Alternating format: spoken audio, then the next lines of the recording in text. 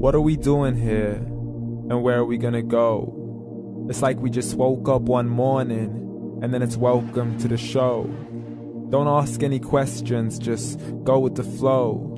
Make as much money as you can and try your best not to get broke. Copy everything you see on the TV, from the hairstyles to the clothes, and don't think too often, just do exactly as you're told. And if you ever get confused, then just turn towards the alcohol. You'll still hear your thoughts, then just turn up the radio as you learn to live a lifestyle of drugs, sex, and rock and roll. But in all honesty, I just need to know, is there more to the cycle than growing and getting old? Living and dying just to leave behind a happy home and a whole lot of property that somebody else is going to own.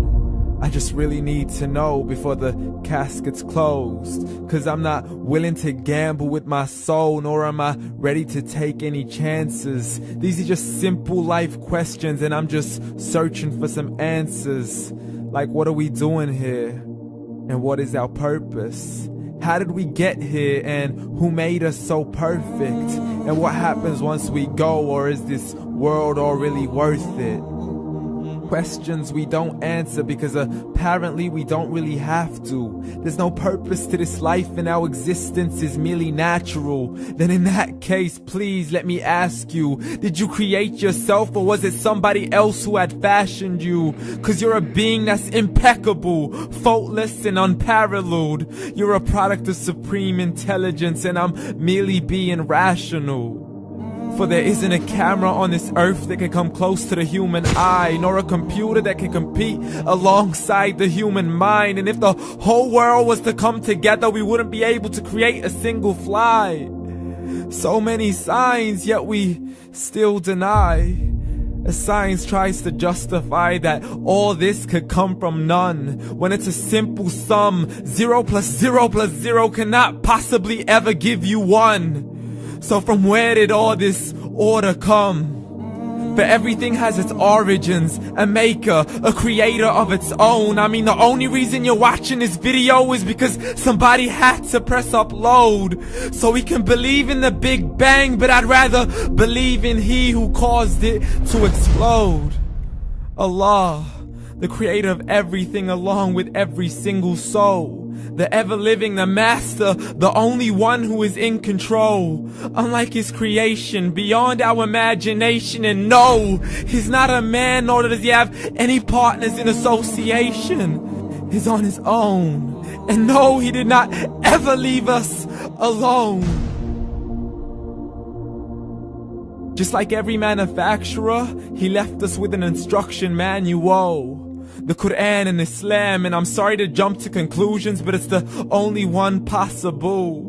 The only definition of God is the one and only supreme being. It's logical, a book with 0 contradictions, with miracles that are both scientific and historical, all revealed over 1400 years ago. Like the detailed description of the human embryo. The descriptions of the human embryo in the Quran cannot be based on scientific knowledge in the 7th century. To the mountains as pegs holding firm the earth below, and the 2 seas that don't mix in a complete separate flow. To the planets in orbit, alternating night and day as they stay in flow. The expansion of the universe and the creation of everything from H2O. To the stories of the past and the preservation of Pharaoh. To identifying the lowest point in the land where Persia defeated Rome. The gushing fluid that created man in the glands between the ribs and the backbone. And not a word has changed, it's still the same. So please explain how all this was known over 1400 years ago. To a man who couldn't read or write, as he would recite whatever the angels spoke. And if you still don't believe, please try to come up with something that's even close. But you can't, so we took God as a mockery and his messengers as a joke. Muhammad could not read or write. How's somebody who can't read or write gonna start a religion? Dismiss his scriptures as legends and tales of the ancient folk, as we live life according to our whims, desires, and hopes. saying this life is the only home we will ever know. We will live then die then simply turn to bones. YOLO!